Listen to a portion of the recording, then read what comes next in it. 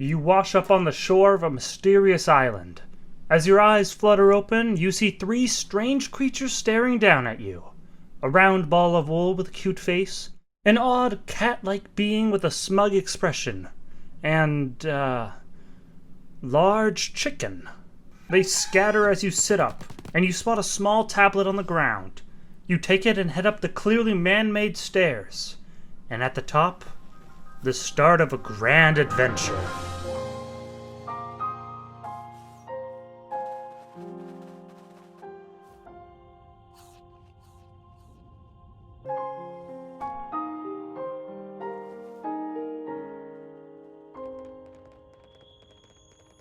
Welcome to Palworld. And now that the cinematic opening's over, let's just jump right into the basics. First of all, pals. What are they and what can you do with them? Pals are the native life to this archipelago. Many of them are strong and lots of them are tied to elements, like you've probably seen in other media. So you can slay these creatures and harvest them for all sorts of different parts, or you can capture them and domesticate them and use them for all sorts of different uses. Think like what we did in real life. You know, we caught oxen and then trained them up so that way they can help out with farm work and moving stuff. But in Palworld, this process has been expedited thanks to these little devices called pal spheres. Simply weaken a pal, toss one of these things at them, and you can catch it. You get XP from catching and killing pals, but you get more from catching. After finding some spheres and catching a full team of 5 pals, you decide it's time to set up a base. While the area around you is beautiful and tranquil, you find yourself wanting something a bit more exotic. Surveying the land from a vantage point, you spot a suitably exotic area. Now you slide down the mountain, jump, and deploy your Celeray glider for a quick and easy movement tech to soar towards your destination. Which ends abruptly because you don't have enough stamina. So, as a backup, you craft a saddle for your dire howl and ride towards the volcano. And thanks to your explorations, you find much stronger pal spheres and other high-tier loot. But now, having reached the base of Mount Obsidian, you find that the air is much too hot and will require some protective clothing. And as much as I'm sure some folks would love to continue to stare at your chiseled twink bod, we got a job to do. After crafting some tropical armor, you ascend the deadly mountain. You avoid the more dangerous pals and admire the peaceful ones like these Kelpsy Ignises. And after some confusing and unorthodox climbing methods, you finally reach the peak, just to discover that it's far too cramped and hostile for a base. Thankfully, you spot a much more comfortable spot behind the volcano, a peaceful yet exotic oasis, a perfect place for your base. So you slap down a pal box and start building the other necessities. Those include chest, pal beds, berry farms, feeding box, ranch, statue power, logging site, mining site, normal house, human bed, and a simple campfire. Whew, alright, we're finally done with the framework of the base. Now it's time to finally start catching things. First on the list, some Vixie. Vixie are considered sacred to the local human population. And I assume this is because they know that when you stack up 4 of them, they can start pumping out pal spheres. So you wait around your base for a little bit until you have a huge amount of pal spheres for your second task. Getting more levels. You see, you can upgrade your base by building a variety of different things, but in order to unlock those different things, you gotta hit that level first. And with the neighboring pals being the levels that they are, you head back to the start of your adventure to catch a bunch of different pals. Here's a little tip for you new pal tamers. As you catch more of the same pal, you get more experience, capping out at 10 times you've caught that pal. This means you can go around catching like 10 lamb balls to rack up tons of XP. So you do just that, collecting whole packs of various pals as your levels climb. After exhausting some of the more basic and common pals, you venture around for a bit, coming across a massive and intimidating tower. You enter the obvious boss battle and get washed immediately.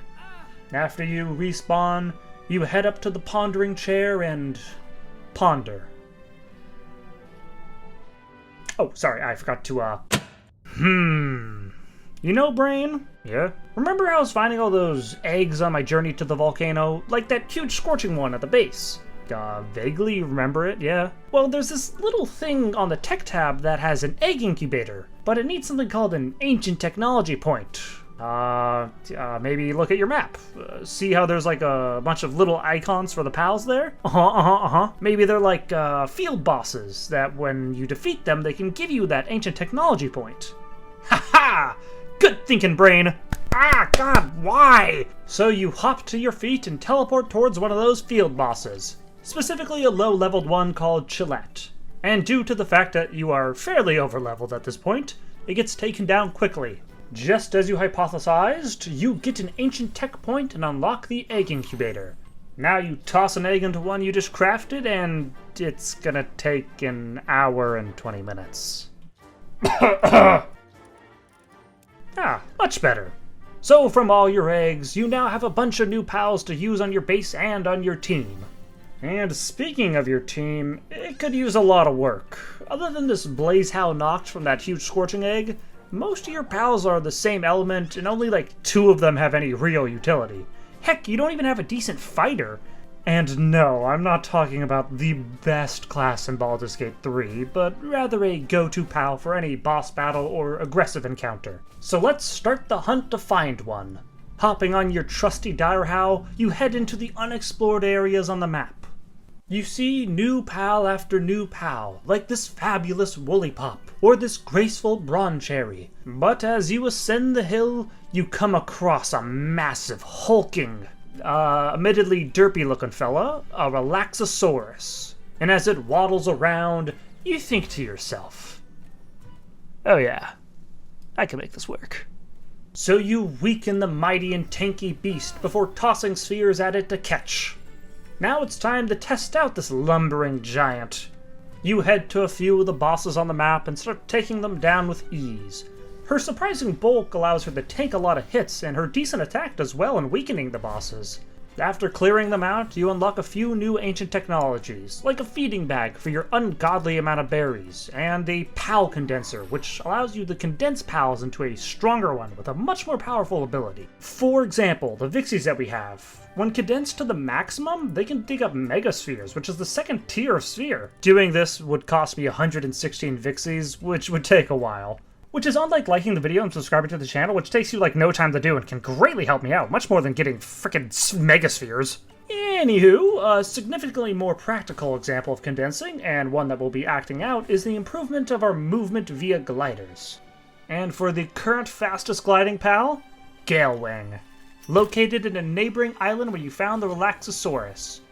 With it being a higher level, it takes a bit more effort to catch, but you do so many times. You take your most liked one, not that the traits matter for a glider, and then condense the rest of them into one supercharged Galewing. Oh, and did I say traits a second ago?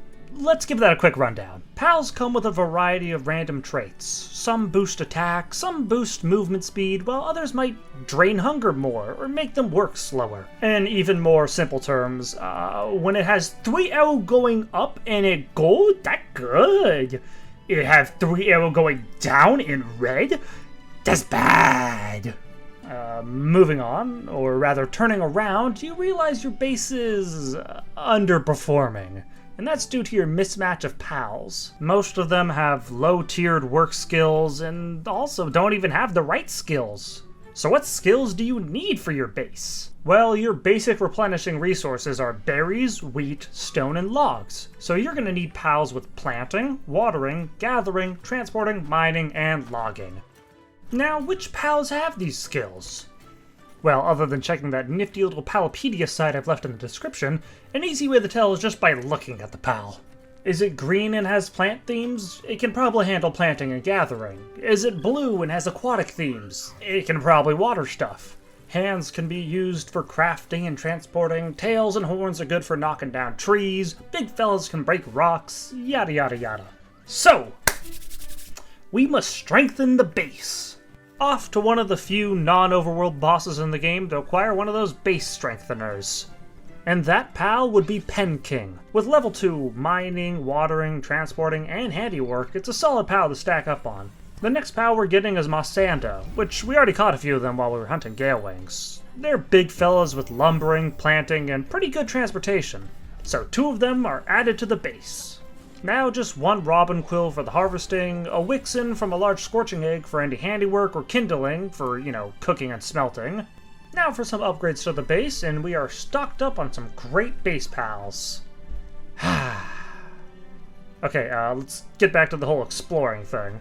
So, other than this glorious and magnificent volcano, you can see a frosty mountain off in the distance on another island. So you climb up high, slide down, jump, and deploy your gale wing that glides swiftly over to the new island, completely bypassing the need for a swimming mount.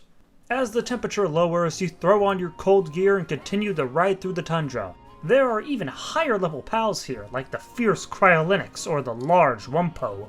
But you have your eyes set on one goal, like a primal urge that has taken over your mind. I want to go up that. So you pick a side and start climbing, and climb you must as you still haven't picked up a flying mount. And after many attempts and a few falls, you finally reach the top, giving you an easy glide down for egg hunting. Also, a great view of the world. But what exactly are we looking for from these eggs? Well, there are a lot of high-level pals that we simply can't catch right now without extreme luck and patience. And a lot of those pals can unlock even more powerful pals via breeding. So we're looking for a super rare huge egg, which can give us some really good pals like that Blazehowl Noct or the Suzaku Aqua we got earlier. And to help you out with your egg hunt, you decide to craft a mega grappling hook for a cool new movement tech. By shooting the grappling hook, canceling the grappling hook, and then hitting spacebar, you can deploy your glider and zoom! It takes some getting used to. While not as easy as slide glides, the grapple glides are much more versatile. But let's get back to the egg hunt. It takes a few hours or so, but when you find it, you throw it in the egg incubator and get yourself a Mamorus Christ, which is similar to the King of the Forest at the start, but in a different flavor. It's strong on its own, but if you breed it with the Suzaku Aqua you got, you can get an even stronger pal. So you slap down a breeding ranch, grab a cake, and wait for them to poop out an egg. Now you have created Astagon, Lord of Darkness and ruler of the underworld. He also likes pets. Anywho, you take your new friend to a few boss fights, like this adorable Quivern or that one boss tower you lost to earlier. Okay, technically he lost to the Quivern, but you can just bypass this respawn timer by putting him into the base and pushing him towards a bed. Now he eepy and will rest up to full health. But man, you really didn't help out much in those fights, huh? Well, thankfully I have a solution to your damage issues. See, you've been running around with that same 3-shot bow for ages now, so we can just change that. By getting a gun. Because in this world of beasts and monsters, brimstone and gunpowder might be the only thing keeping your pals safe. Just head on down to that pleasant little beach town to pick up some ammo for your firearm. And now for some new armor. But given how low you are on ingots, you should probably find a more consistent way to get ore. In other words, it's time to set up a quick mining base. And since you want to keep with the theme of exotic and interesting, you set your sights on a new location. But before you find that new location, it's time to finally give your Direhowl a rest and pick up a new mount. Thankfully, you have one in mind. One you've seen frolicking around your base, in fact. The Fenglope. With a similar speed and a double jump, it's an appropriate upgrade. Also because, like, antelopes are cool, and I like the clouds that it has on it. Anyway, you can actually get a much better version of Fenglope. You can get that via breeding for the traits Swift and Runner, or both if you get lucky. Thankfully, you already have Vixie with Swift, so now all you need is a pal of the opposite gender with Runner. The easiest one for you right now would be this Cinnamoth, so after spending a few spheres and finally getting the one you need, you breed the Fenglope and merge it up for a level 2 partner skill, giving you a huge mobility boost. Whoa. Wow. After learning about this totally sick movement trick you can do with your Fenglope, you set out to the mysterious desert island. This island has a quaint little town with plenty of merchants, so there's no need to set up near it. We're hoping to set up near a surplus of ore nodes, so you start galloping across the desert, seeing all new types of pals. Like these fierce Rayhounds, the peaceful Dinoxum Lux, adorable Dazzys, and, Okay, I may have just found my limit. Look, I was fine with the Catresses and the Fellbats and the Petalias. Heck, even Lunaris got a pass, because they give me, like, robot vibes, and I find that cool. But this? Number 69 in the PAL deck, Whatever this implies, the suspicious liquid it drops, I don't... It's just like a little too much and... Oh, wait a minute? A male Lavander? It is with great pleasure to inform everyone here that I have surpassed my limits. And on a different note, this desert island was a total bust for a mining base. While the whole place is littered with ore nodes, none of them are close enough for a single base to get more than 2. So you head up the icy mountain to get another survey of the land, hoping to spot a suitably exotic location. How about this snow-kissed mountain? The contrast between the lush green forest below certainly is interesting.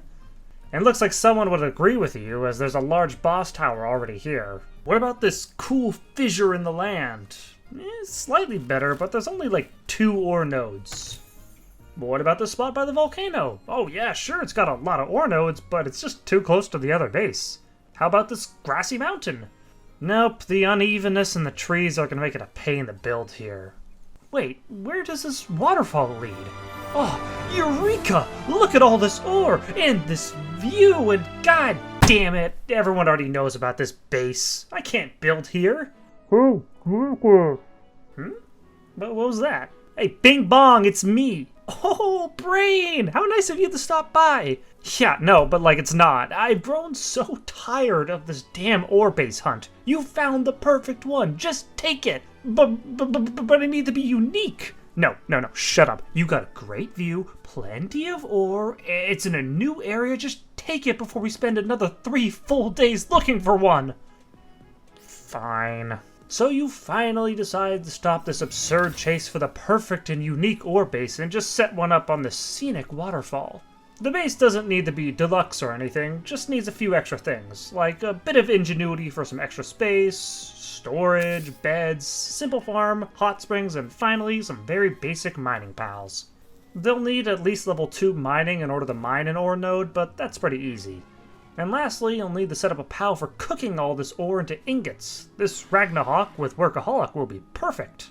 And after you put down the furnace and start cooking, you can finally craft your new armor, ditching that weak and literally broken cloth armor you used to wear. And for your final upgrade, a Giga Shield. Shields protect your health bar, recharge quickly, and don't need many repairs. Frankly, I'm surprised it took you this long to make one. There were 2 lower tiers that you could have made by now.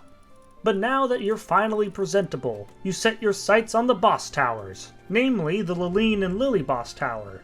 This one features, big surprise with this naming convention, a powerful grass-type pal, so you equip everyone with fire attacks, pick up some random fire pals, and enter it.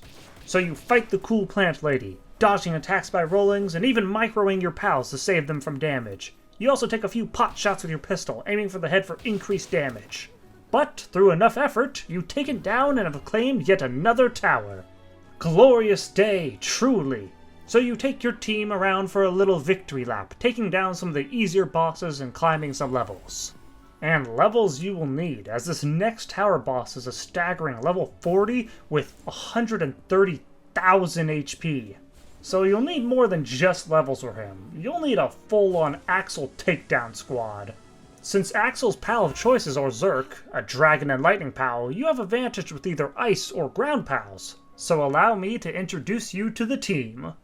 First up, we have Siblix, an ice pal with a very cool hat. Other than a damaging partner skill, it belongs to the wild, large, frozen egg group, meaning we can condense it quite a bit and quite easily. Condensing pals is pretty much necessary at this stage, so expect that for the rest of these fellas too.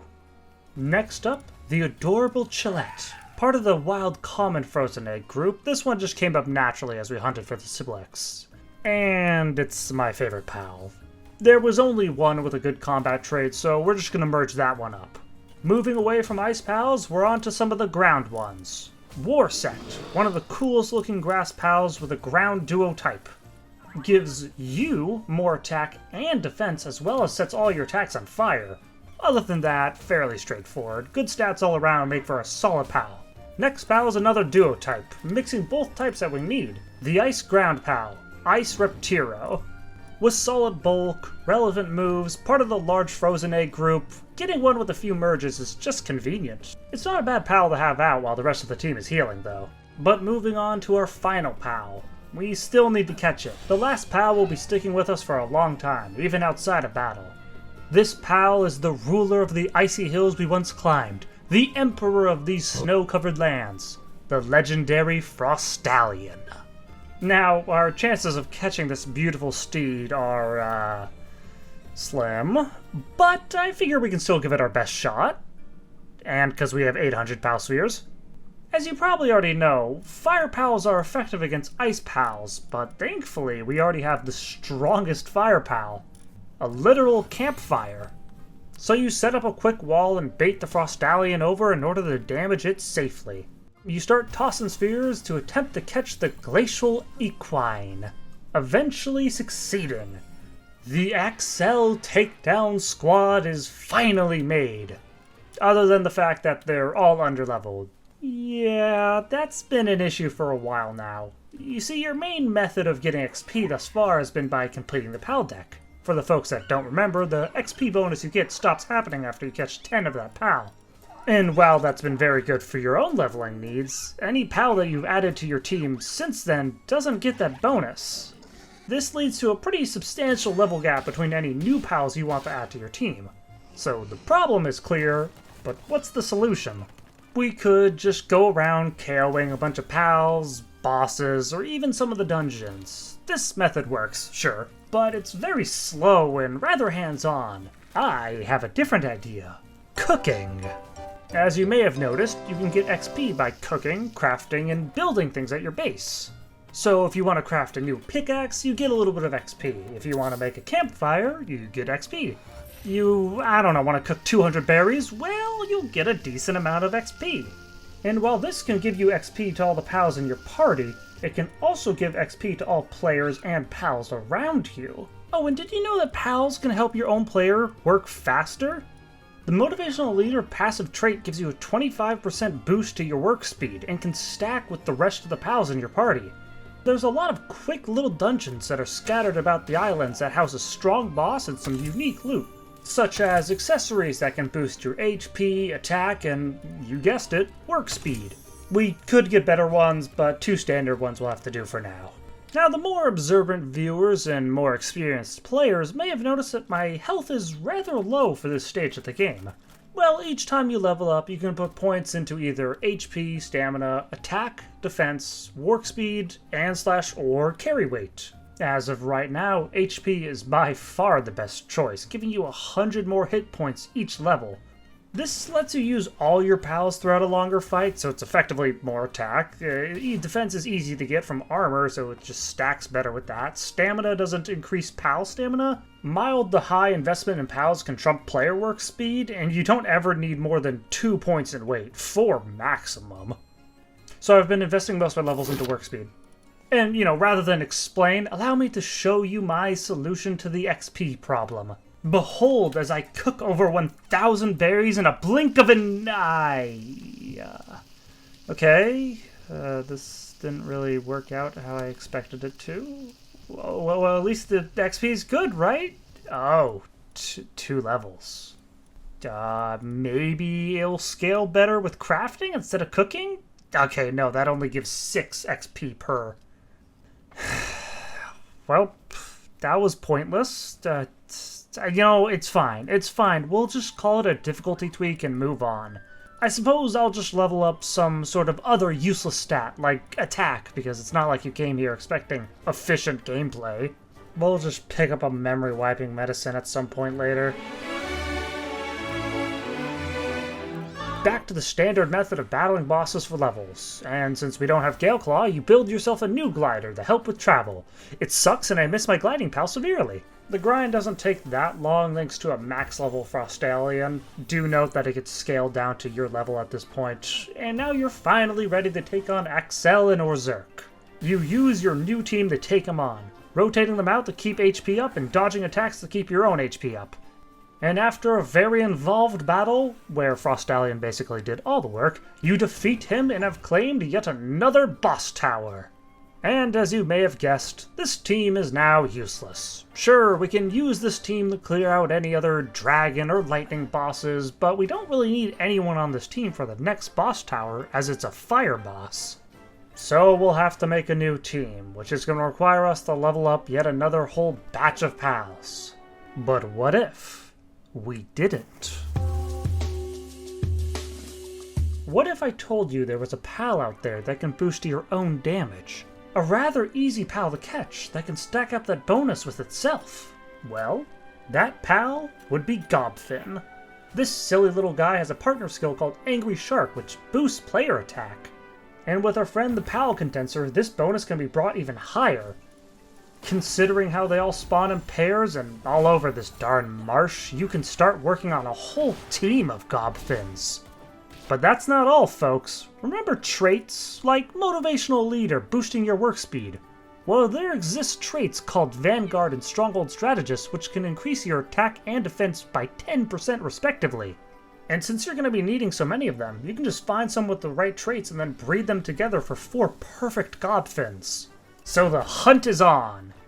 As soon as you get better pal spheres. All this talk about condensing made you remember you still haven't maxed out your Vixies. So you set out to complete this grind so you can start producing Megaspheres, which you're going to be needing since you're aiming to catch all 464 Gobfins? Oh my god, I just realized how long this is going to take to do. And a shocking development that has arrived from this Vixie grind. An update dropped. Let's check it out. New boss. Multi-climate undershirt. That's nice. That's very helpful considering where you spend most of your time. Oh wait, cool. The Vixies drop a higher level of spheres. Oh, the hyperspheres. Whoa, that's huge. Or mining site. A brain. No, don't do it. It's producing so much ore already. Brain. No, stop. Get out of the instruction menu. I can hear the voice of the exotic singing to me. What does that even mean?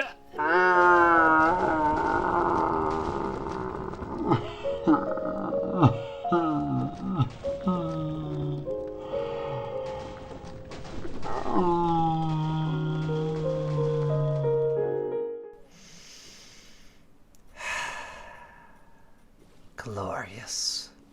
Okay, let's get to this hunt. And for your information, I have provided a lovely little timer to show you just how long this hunt takes.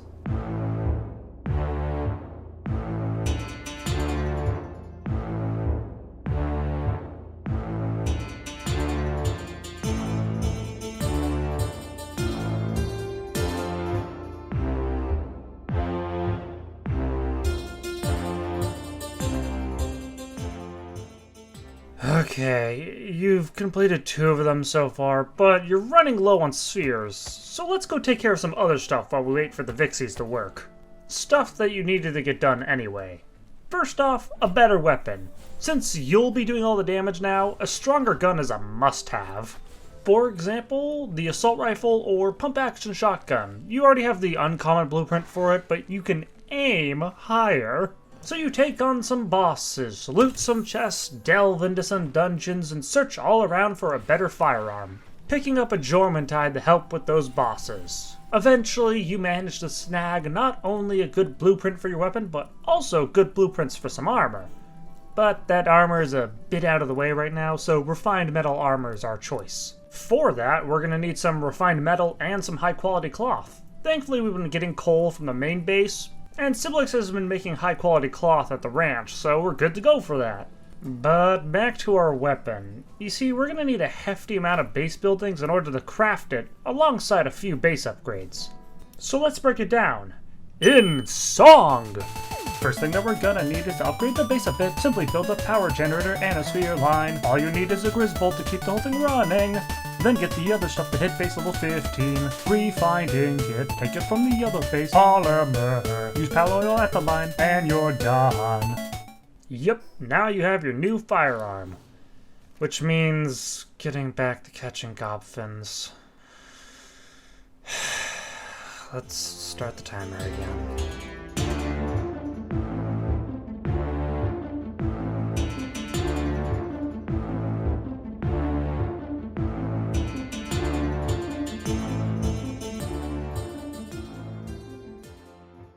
And now, After 6 hours, 12 minutes, and 54 seconds, we finally have 4 maxed out gobfins. But wait, I hear you saying, can't you have 5 pals in a party? To that I say, you are correct. However, that slot is reserved for a different pal to help us out. We could use a pal that could change our damage type, or a pal that would move around while we reload. We could even use a glider like Hangyu, which is really fun for grapple glides and uppies. But due to the nature of the single-shot rifle, it just makes more sense to be on a mount. But which mount should we use? Well, after leveling up, crafting a saddle for Frostallion, and taking on the boss tower, you find out that maybe flying pals aren't the best choice for this team. They're a little slippery and lack that sort of responsive control that a land mount can give you. And also, this single-shot rifle, not a good choice. We need something with a much higher DPS. So you take out the uncommon assault rifle schematic, craft it up, and re-challenge the boss duo of Marcus and Phalaris. And after an impressive showcase of this weirdly powerful team, you claim the tower and only have 1 boss tower left. And while we could defeat it pretty easily with this team, let's start taking off the rest of the bucket list items first. Starting with the easiest one, reaching max base level. We're already at base level 15, so the rest of this stuff won't take too long. Honestly, after the weapon factory line and high quality hot spring, it's only a few random but helpful buildings to get to the top. So after the beds, chest, assembly line, and electric furnace, you have reached the current highest base level of level 20. We've also gotten the ability to build our 3rd base, but let's do that later. We're going to need that base for an eventual raid boss base, so for now, let's go ahead and remake our mining base. In fact, let's make it the best base we can. The beachfront property does well for the exotic scale, but we can make it more exotic. So after tearing down the base and loading in all the goods in the chests, we can start the construction. First of all, a nice continuous grid of stone foundation with some walls and a nice opening to the beach. Then it's a slight increase for the best beds that you can make. Next, a few peaceful high-quality hot springs and some farms. A feeding box, basic logging, mining, and ore mining zone to finish off all the renewable and standard stuff. Now for the big one that the old main base didn't even have. A proper storage room. So after raising it up a good amount, you build a small but neat home for various goods and recipes. Then just a bunch of small chests around the working spaces because that works really well with the game's current pathing. After building all the good crafting stations, you top off the base with a furnace, cooking station, power generator, crusher, and of course, a statue of power. What's that? Defenses? For raids? I turned those off forever ago. But now that this base is set up, it's time to stock it up with some powerful pals of the top tier variety. First up, Anubis, the fastest crafter and one of the best. Nope. No, I don't like it. Oh Christ, here we go again. Yep, no, it sucks. No, I'm not doing that. Why not? It's basic. It's boring. Well, there's like tens of thousands of bases that have been kitted out with the perfectly crafted pals to maximize work potential, and it's just unnecessary. Okay, we've been on this journey for long enough for me to know that you're not going to back down. So, what's your genius plan? I'm glad you asked, Brain. So, basically, do you remember that previous team that ran this base? Yeah, it was all lavanders and birdashes and such. Yeah. So I'm thinking, like, more of that, right? So, like more furries? Exactly!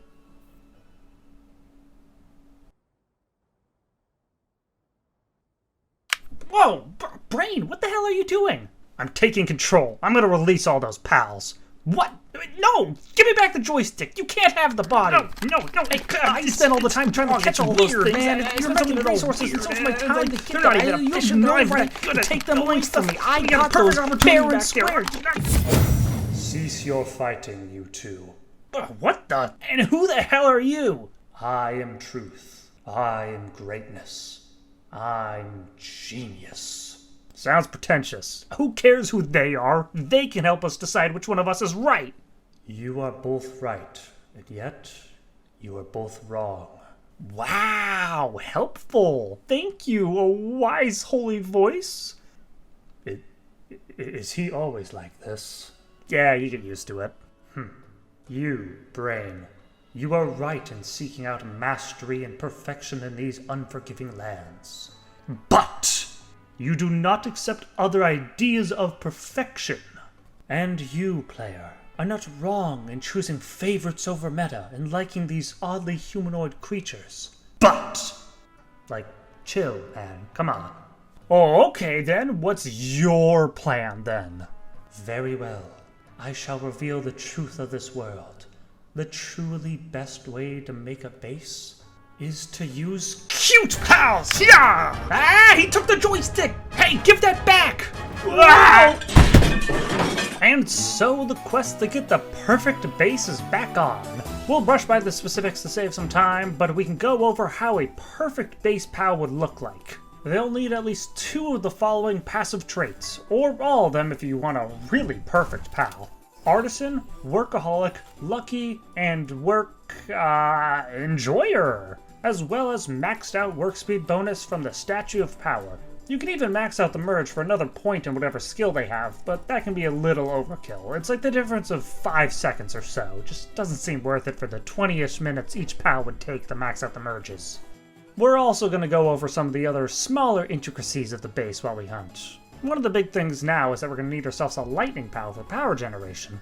Much like all good technologies of the modern age, the current crafting station needs power to function. The only other small intricacy about this base is the use of nocturnal pals. Depresso and some of the other pals will actually work through the night instead of sleeping. This means the production of ore will continue at all times, which is slightly unnecessary due to how much ore these things can put out, but whatever.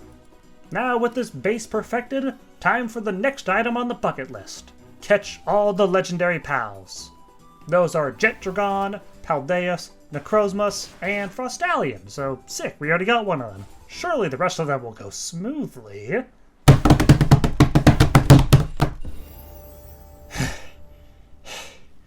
That was awful. Not as long as the Gobfin grind, but at least you could constantly make progress for that one. Whew, God, okay, you know what, let's just show off these beats before we move on to the next goal. Paldeus is a fast land mount with a triple jump, allowing it to rival some of the flying mounts in terms of mobility. Necrozmus is the fastest land mount and has a double jump. Both of these guys look super sick as these cool little night centaurs, and then, Jet Dragon. It's a jet that fires rockets out of its back. And it's also faster than any mount in the game, land or flying.